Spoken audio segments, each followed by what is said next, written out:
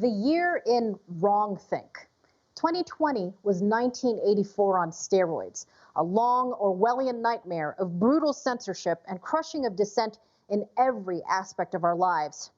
It's hard to get worked up about communist repression of speech in China or socialist tyranny in Venezuela when so many of our own fellow citizens right here in the constitutional Republic of America have been threatened, bullied, and silenced for politically incorrect views. Let's start with our children. Remember those all-American high school football players suspended in Ohio for carrying thin blue line and thin red line flags? When the Little Miami football team took the field last Friday, September 11th, some players carried alongside the American flag a thin blue line flag and a thin red line flag.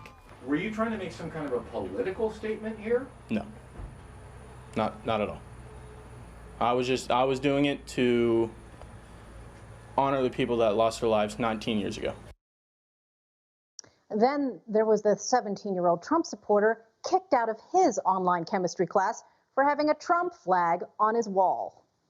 The first time he just said, "Anthony, take it down." The second time he said it again and added, "There's no room for politics in my classroom." And then the third time he said, "If you're not going to take it down, I'm going to have to ask you to leave the class for today." In June, Kansas State University athletic coaches, football players, college Democrats, and administrators all were in protest when 21-year-old Jaden McNeil tweeted a snarky joke about George Floyd being drug-free for a month. The university president launched a formal investigation over a joke. Twitter removed Jaden McNeil's joke tweet for, quote, glorifying violence. He was then banned from PayPal, Venmo, and TikTok over a joke. In October, a 10-year-old was booted from his online 6th grade class for praising President Trump. His mom caught the teacher falsely blaming technology for the expulsion, and she called out his bias.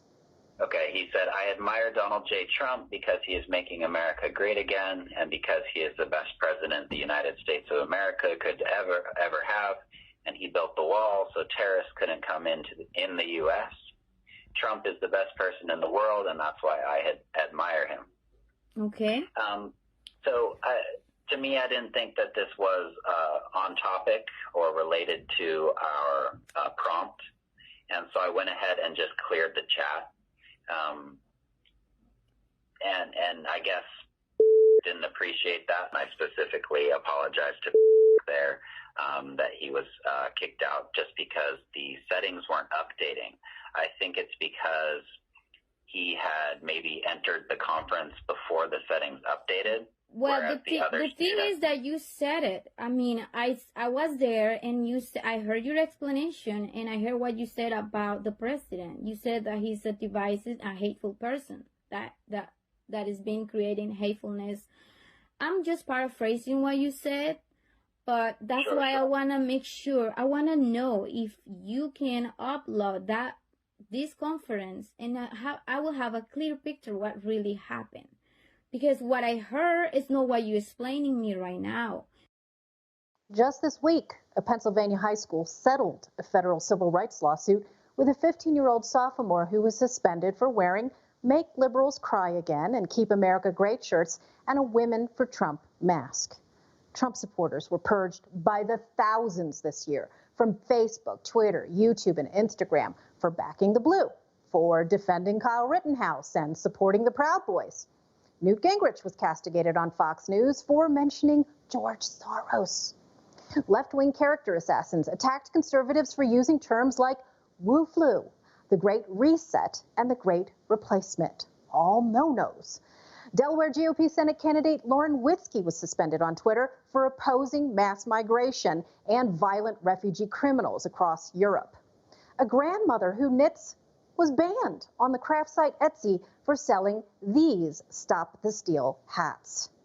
Silicon Valley and Fortune 500 companies donated tens of millions of dollars to Black Lives Matter, but Americans who believe that all lives matter were labeled racists, were kicked out of sororities, or lost their jobs, like NBA announcer Grant Napier.